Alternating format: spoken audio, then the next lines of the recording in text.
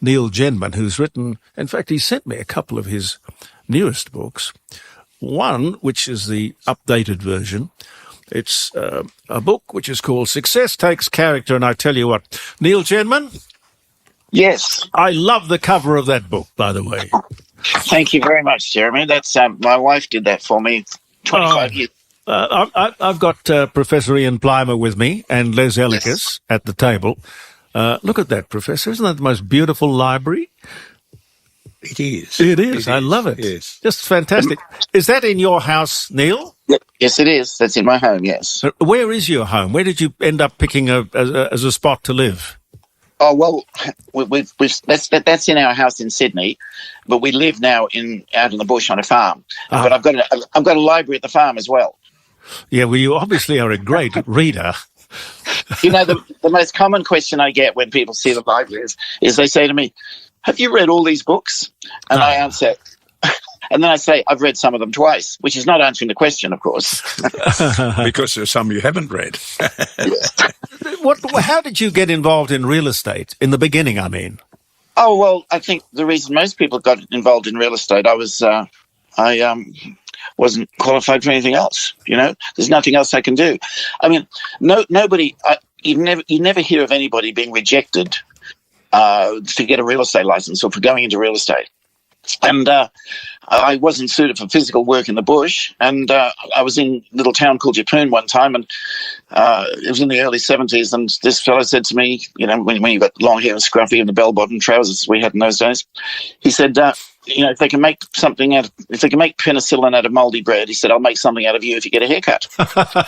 What was wrong with the hair? Was it long?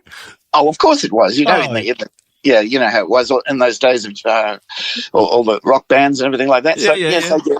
But, you know, from the moment I got into it, I really did love it. I really did. I loved the freedom of it. I loved meeting the different people. I loved sitting with them and the friendships you'd make.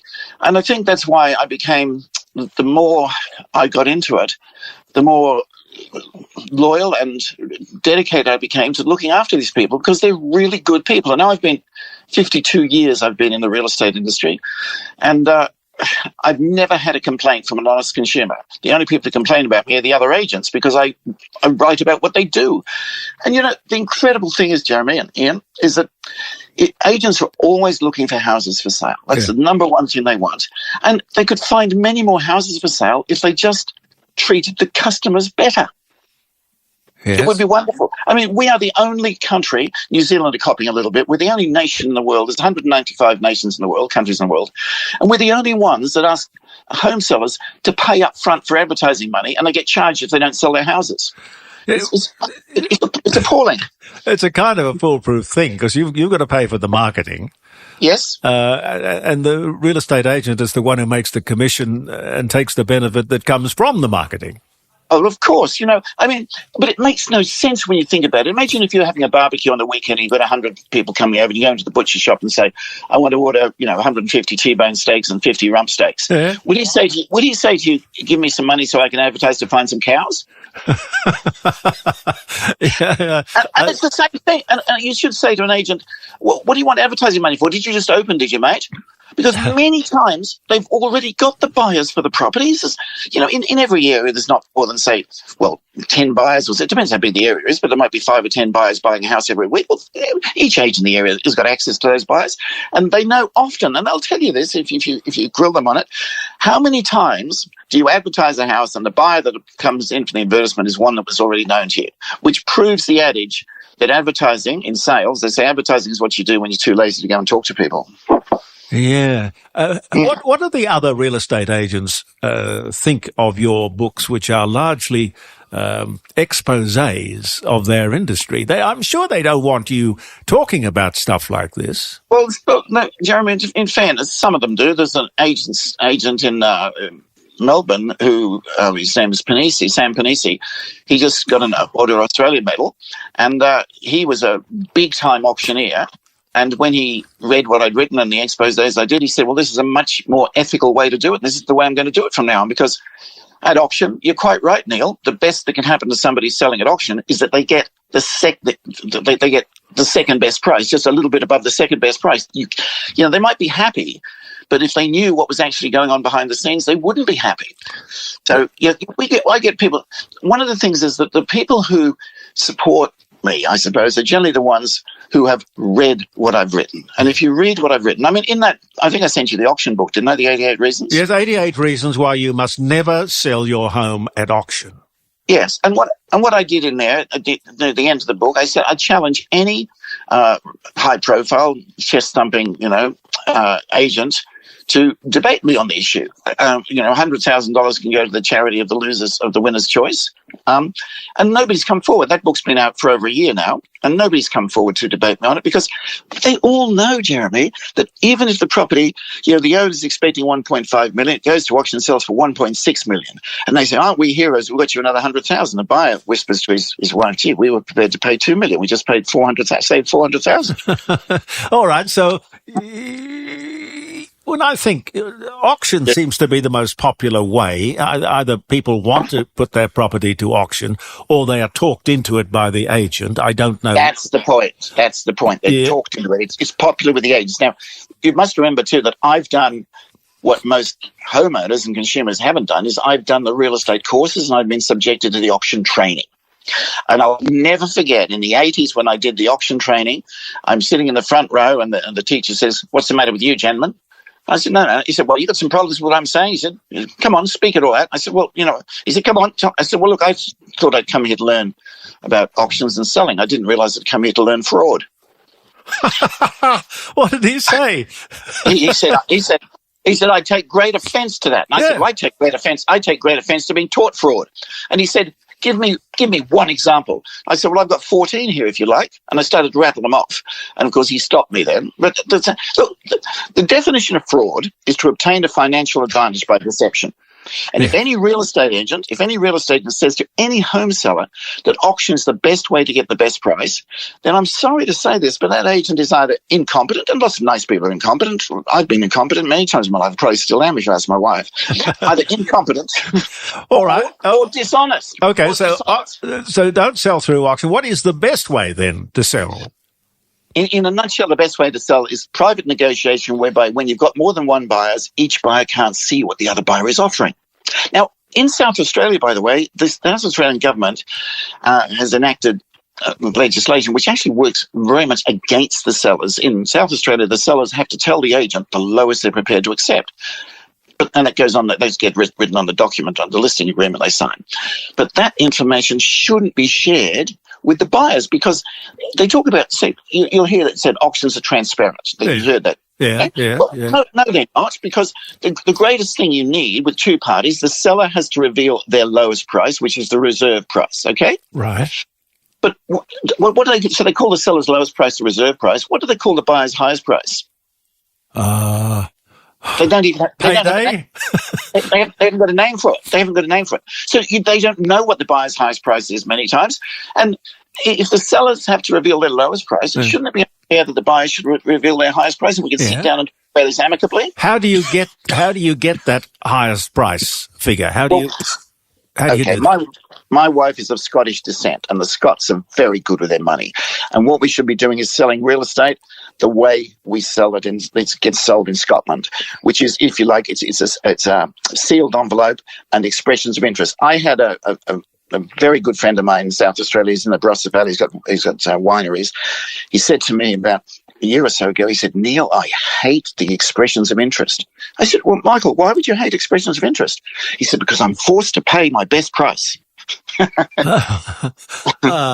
He says, at auctions, you can buy for, I've got instances where people buy houses at auctions for millions of dollars less than they were prepared to pay, and then they flip them. If you know what that means in real estate, they flip them again fairly quickly. And you could just go onto CoreLogic and look through all their, just go on a bit of internet and look through all the statistics for real estate, and you'll come across houses that have been bought for $1.5 million, then resold for $2.2 million, and so on.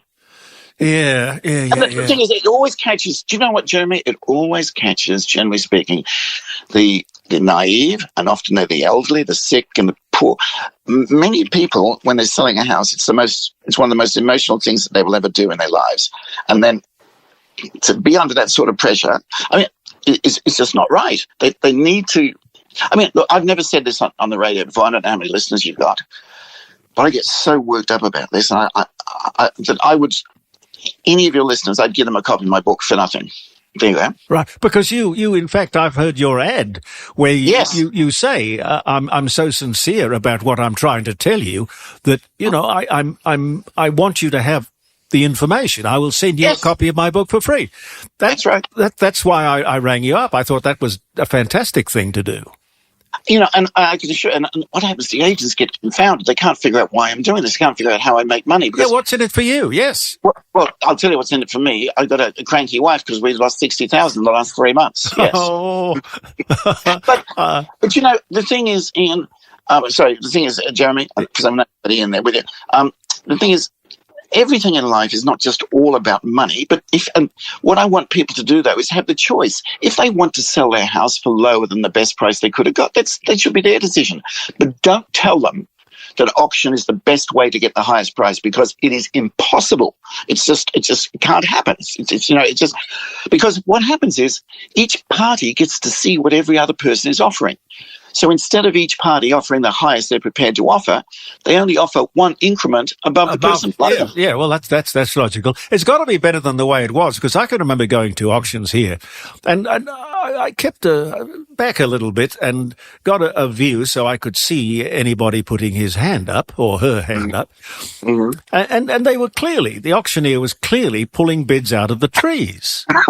Well, I used to say when I was giving talks on real estate and auctions, that I remember getting heckled in Adelaide, by the way, but from agents. But I used to say I love that. I'll never forget. That was about 20 years ago. I got heckled from somebody. I actually said, "Do you really think I would have come along and not brought a security guard to throw you out, mate?" But no, the point is, of course, is that real estate auctions are good for the agents. That's why they're good. And it says it in their training courses. I mean, the Real Estate Institute of Australia has published a publication. I've got it on my desk here somewhere, and it says these words: auction is the fastest and best conditioning method. And that means conditioning method. Conditioning method. Now, look, in fairness to agency, and the sellers can be a little bit guilty in this as well, because most sellers call out 3 agents before they decide on an agent. And if the house is, say, worth $1 million, and an honest agent goes up and says, "Look, I think your house is worth $1 million," then in walks Larry the liar. And Larry pulls up in his black European car, and he tells them, "Oh, I'll put it for auction. You might get $7 million," or whatever he says, you see. So they sign up with Larry, and then Larry starts the conditioning process to talk them down. And that's what they're taught to do. And the thing is, the honest person who told them that your house is worth about $1 million, when that honest person sees it sell at auction for $850 or $900, the honest person says, "Well, I got punished for being honest." Yeah. Managing expectations, yeah. And Neil, what's your view on, well, look, every industry has its adjunct industries.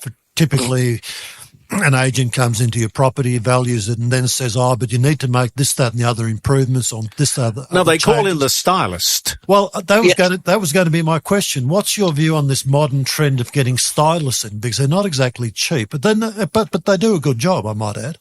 What's your view on that?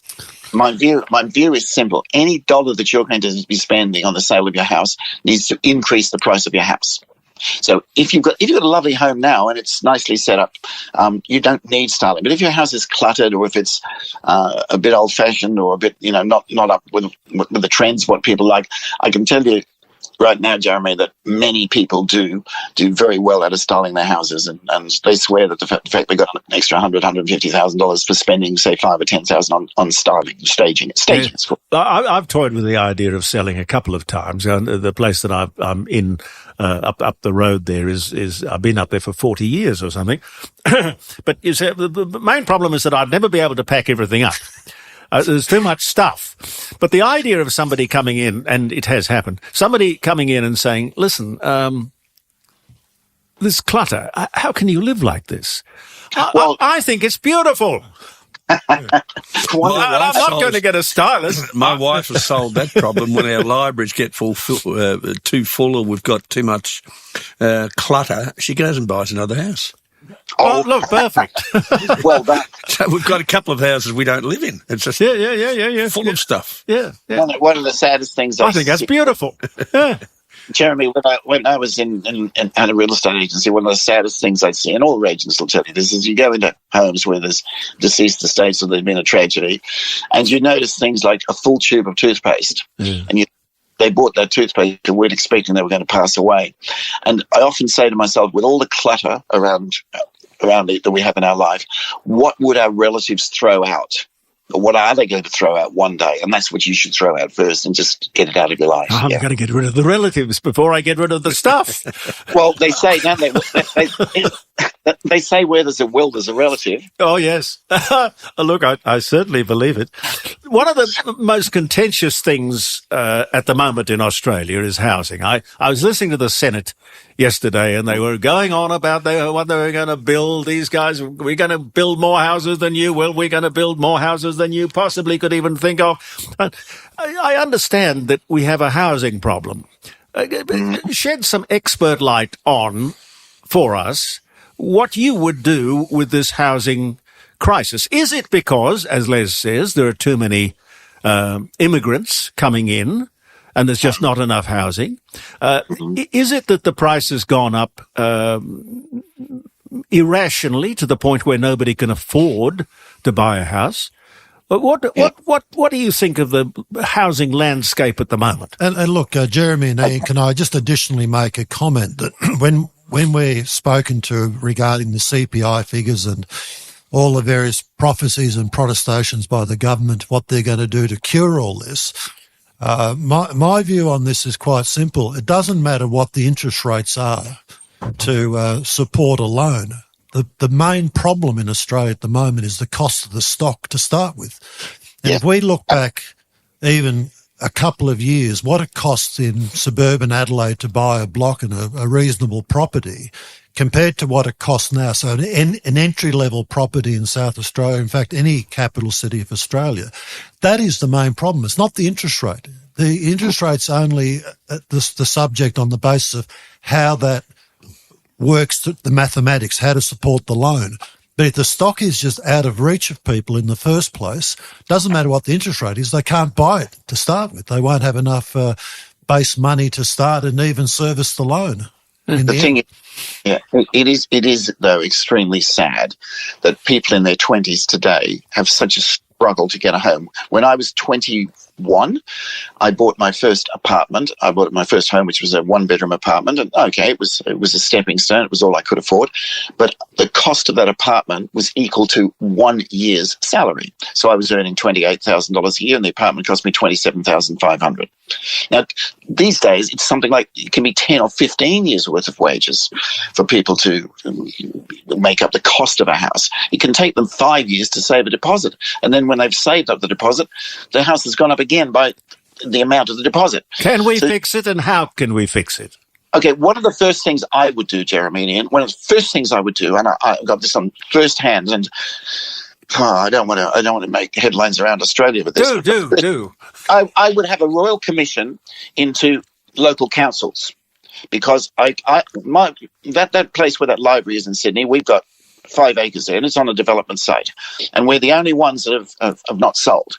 But all around us, there's other people selling, and the amount of time that they take holding up the developers, and the developers might, the end buyer, it mightn't be the interest rates, but the developers have huge costs now.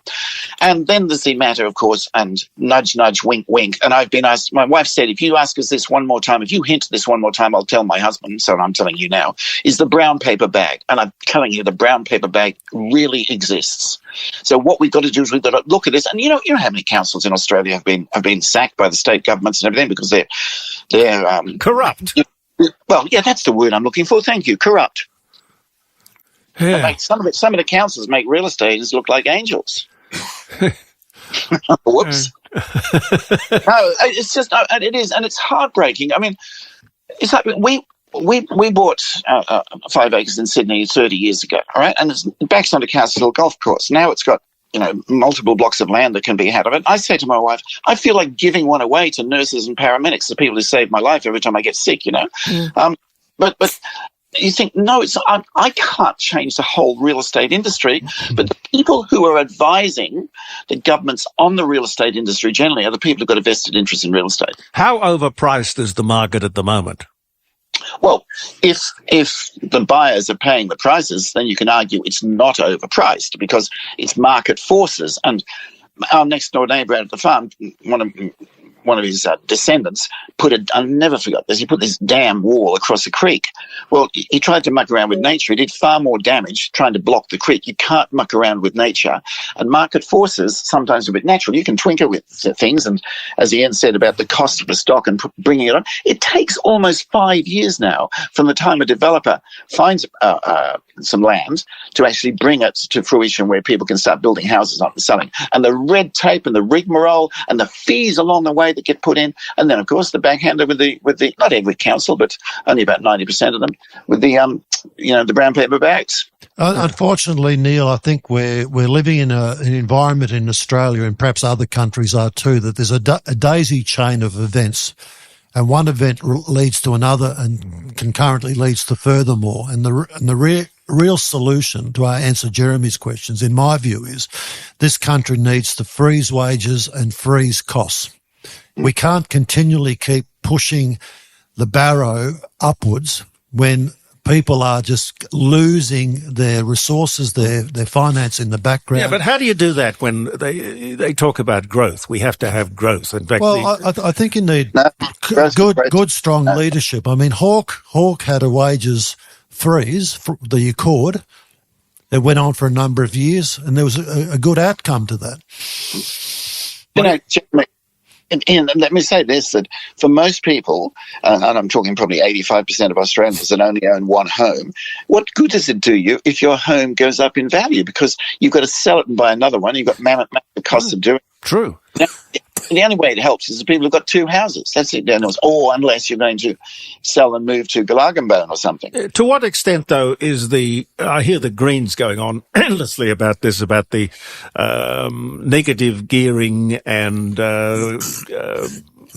capital gains tax discount, and how much would those benefits or those incentives play in forcing up the cost of housing? Very much so. I often say that Australia's first home buyers have got the footprints of investors on their backs because they get stampeded. Now, I think, I wouldn't know, I'd have to check on this, but certainly the United Kingdom and America, they do not have negative, they don't have tax deductions like negative gearing for investment properties. They've got it on your home loan. It's the wrong way around. But any time you name any politician that tries to do this, they get shouted down, they don't win the election. Yeah, that's true. You can't take away benefits because it's going to affect you at the ballot box. But if we look at the other end of the scale, I recently went to Europe, and in Berlin, for example, 90% of people are tenants in their property. So if you think about people working for their livelihood and their future, they essentially, if you become a tenant, you don't have any equity in your future. You end up probably coming out of the womb broke and going to the grave broke. What's the future in that in a free enterprise capitalist system? I know. Or in Europe, many people have got the same property stays in the family for generations. I have some friends in Heidelberg, and their home has been in the same family for 800 years. Yeah. So, in America, they tell me that interest rates don't worry them too much. They've just had 0.5% taken off the Fed interest rate judgment or status at the moment. It doesn't worry the buyer of a house too much because apparently most people in America have 30-year loans. Now, why don't we have 30-year loans in Australia? Oh, no, we do. We have 30-year loans. Fixed loans, fixed interest. Yeah. Well, I don't know if you can do that. It's been a long time since I've borrowed money, but I'm pretty sure you could probably do that. You can almost do anything with money these days. The thing is, though, what I do worry about with the prices so high is that this boom we've had in Australia, which has been going on basically in an upward trajectory for almost 30 years, it's the largest boom in our history. And in economics, any professor of economics will tell you that all booms come to an end. Yeah. And they usually end in a bust. And every real estate boom in history, every commodities boom ends in a bust. Now, the trouble is, if you're looking to buy a home for yourself and you want it for your family, and you're thinking, well, I'm just going to wait for the bus to come, the bus doesn't come, and then it keeps going up and up, and the bus doesn't come in time, you've missed the bus then, haven't you? But what I say to people is honestly, there are some really good places. You've got to get a foothold. The property ladder is literally that. It's a ladder. You've got to get on the bottom rung, and you buy a home in a nice regional centre and become what's called a rentvester. So you rent it out, and you use that as your stepping stone back into the market. Yeah. But Neil, like, any investment like the stock market, there's always going to be ups and downs and roundabouts and the boom and bust periods. But the bust never is going to go back to something like it was 20 years ago. And the recovery, for like our share market, the ASX has had some pretty horrific bad days, but then within days again, it's gone up and it's presently quite buoyant. But the problem is, how do we, in real estate, when Melbourne and Sydney typically were part of the top 10 most expensive cities to live in on the planet, now Adelaide and Brisbane is almost in that top 10 as well. So we've become a very, very expensive country to live in Neil, which is great for real estate agents because of the commissions they make, because it's always going upwards. And that leads me to the question, shouldn't commissions be fixed? Oh, 100%, Ian. Absolutely. They used to be regulated, and the industry lobbied the government and said it'll make it cheaper and it'll make it fairer if it's deregulated. So they deregulated. And since deregulation, listen to this. You heard it first on your program, Jeremy. I never said this before either. The real estate's income has gone up 7 times on average in the last 30 years, where the average person's income has only just doubled in the last 30 years. There you go. Neil, thank you very much for talking with us. I love the books. How do people can just buy the book, or do they ring you, or how do you do it? If they've been listening to your program today, and they call 1-800-1-800-18, or just 1-800-1-800-18. 18. And it's 1-800-1-800-18, and just tell us that they were listening to your radio program. Then I'm happy to give them, provided they're not agents pretending to be punters, of course. Oh, they wouldn't do that. So but no, really, I would do. Sometimes I just want to close with this, Jeremy. I've been trying for 25 years doing consumer advocacy and writing books about real estate, and honestly, I sometimes feel like such a failure when I see 2,300 auctions were when properties went for auction in Melbourne last weekend. 2,000. And then they release the auction clearance rates, which every week are fraudulent. All of them, they're all fake. They're not true. They didn't sell 63%. You can knock off 20% or more each time they show you the clearance rate. The clearance rates, by the way, or success rate, it doesn't mean successfully. It just means it was successful because the agents got their commission. So yes. Ian, you're absolutely right. If there's something, one of the best people you had that worked on the real estate industry he was your Attorney General at some stage. I don't know if he's still around. A guy called John Rao. Oh yes, I remember John Rao. Yes. Yeah, he was a lovely fellow, and he had a good look at the real estate industry, and he really wanted to do things. If you put John Rao in charge of Australia's real estate industry, it'd be a much better place. Wonderful to talk to you, Neil. God bless you. Thank you. Thank you. Bye bye. Neil Jenman, ladies and gentlemen, the guru.